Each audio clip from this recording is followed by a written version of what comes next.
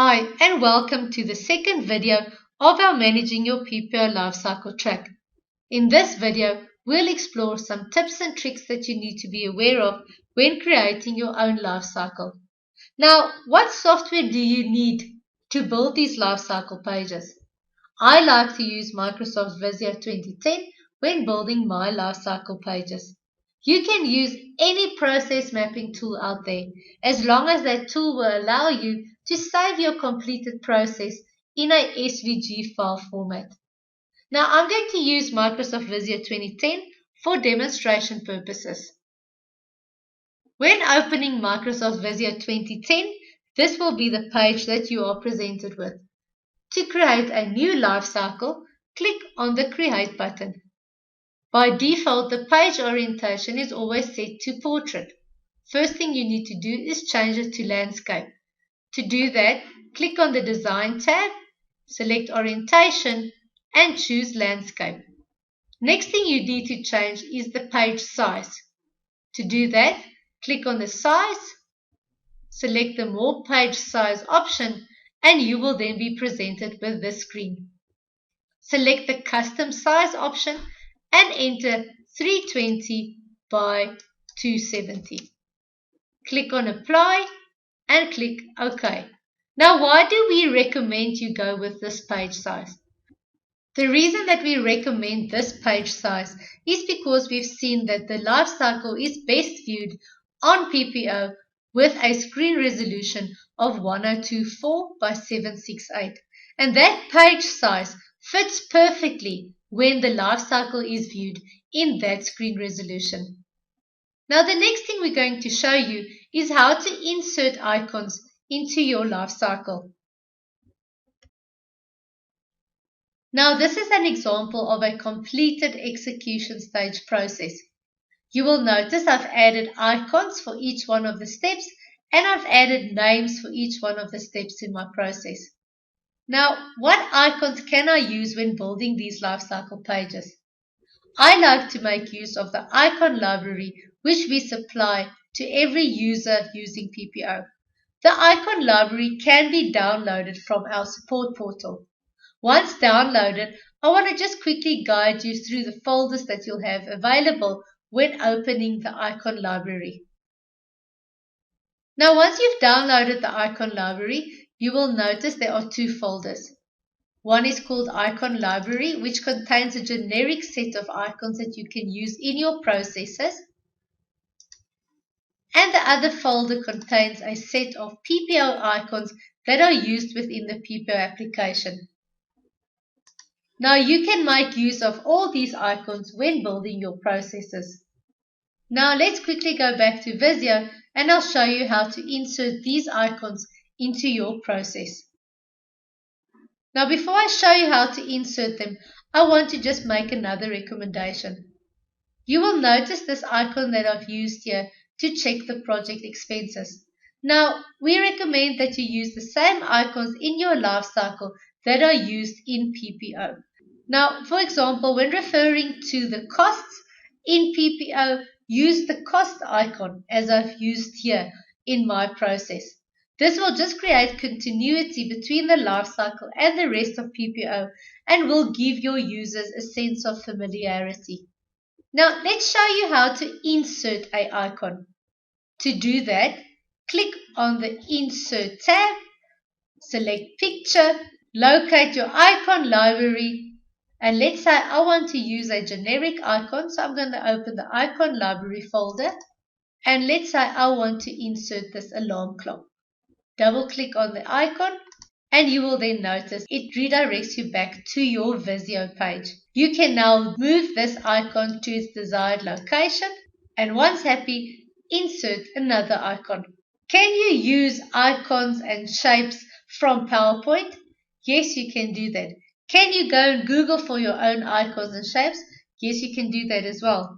As long as you remember that all these pictures and images and icons that you are using within your process are all in a GIF format, because that will just help at the end to keep your file size of your completed SVG page down to a minimum. Now that you have inserted your icon, you want to start adding text. To do that, use the text tool within Visio. Simply click on the text tool, drag it to the desired location, and enter your text. In this example, I'm going to write check all documents. When entering text, I like to use the Arial font with a font size of 12. You can also change the font color, font size, make it bold, italic, underline, whatever you require to build your Lifecycle page. If you need to return back to the pointer tool, simply click on the pointer tool. So the next thing I want to focus your attention on is when using the text tool in Visio and adding text for each one of the steps in your process and then saving that, these text boxes are rendered very differently in the different browsers. Before I explain to you how we would fix that, let me show you an example of what the text will look like when viewed in all the different browsers. You will see from viewing this example that the text boxes are rendered correctly within Internet Explorer, as seen on the left-hand side of the page.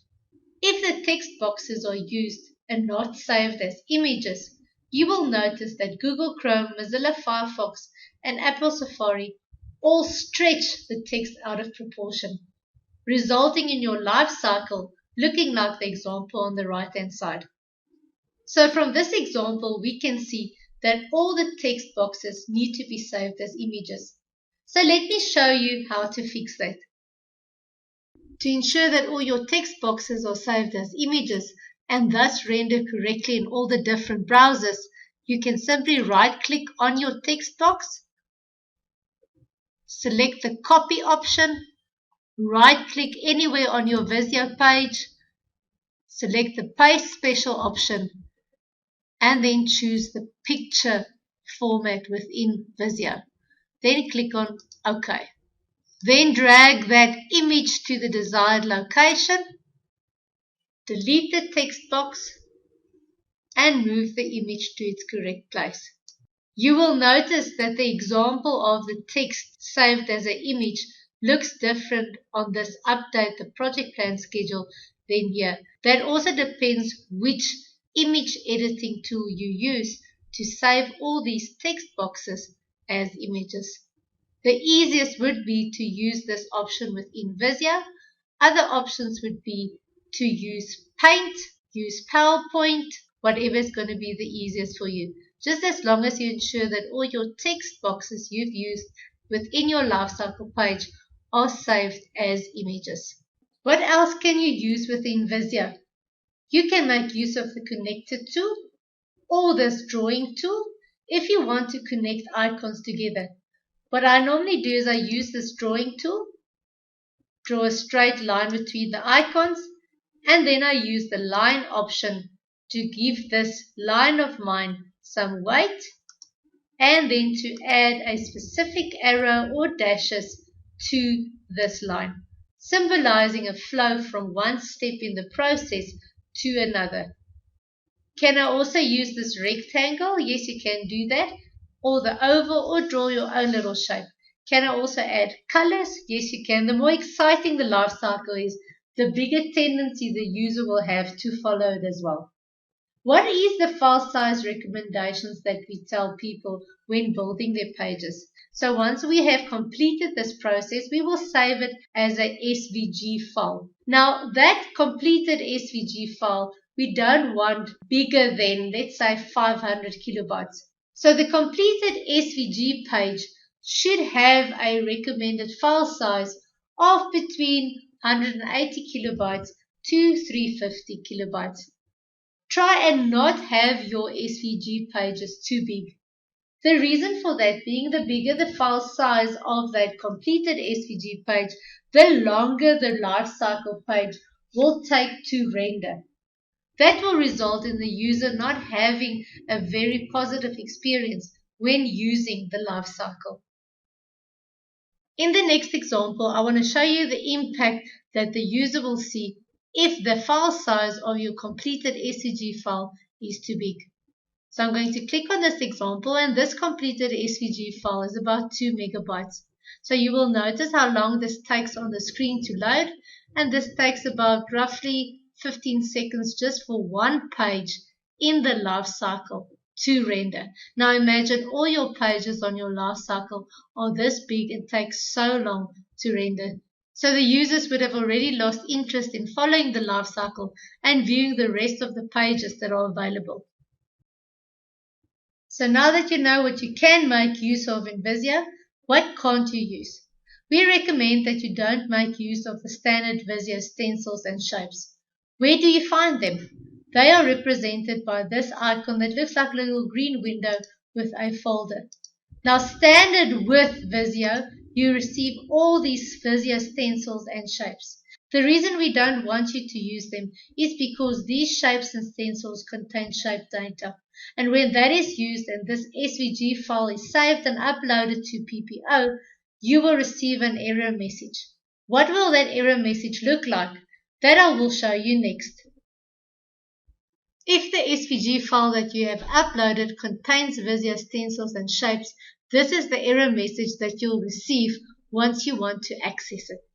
So if you see this, return back to your SVG file, check your icons that you've used, make the necessary changes, save it, and then republish it to PPO.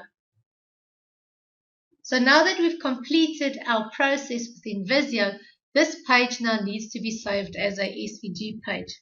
Before we do that, let's just quickly run through the tips and tricks that we were talking about in this video. Now firstly, don't make use of the Visio shapes and stencils. Then remember to save all your text as images to prevent those certain browsers from stretching your words. Then ensure that no single icon is selected when saving your page as a SVG page, as this will then result in the one icon alone being saved and not the whole page.